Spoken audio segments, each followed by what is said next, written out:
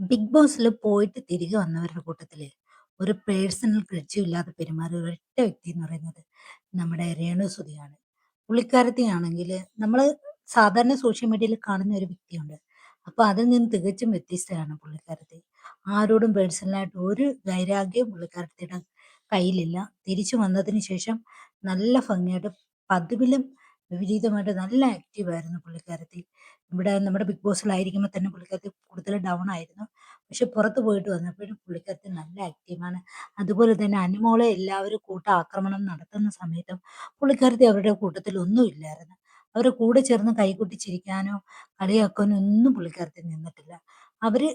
പുള്ളിക്കാരത്തിയുടെ പേരിൽ ഇപ്പം അനുമോള് ഒരു സോറി പറയുന്നുണ്ട്. എന്നാ പേനിന്റെ വിഷയത്തെ സംബന്ധിച്ച്.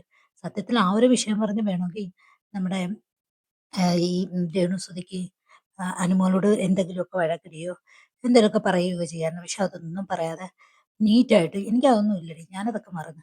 നീ നോക്കിയേ പണ്ടത്തേനേക്കാളും ഞാൻ അടിപൊളിയായില്ലേ" എന്ന് പറഞ്ഞ് നടക്കുന്ന രേണുസുതിയാണ് നമ്മൾ കണ്ടത്. അത് തന്നെ രേണുസുതി എന്ന് പറയുന്ന ഒരു പ്രത്യേക വൈബാണ് കേട്ടോ.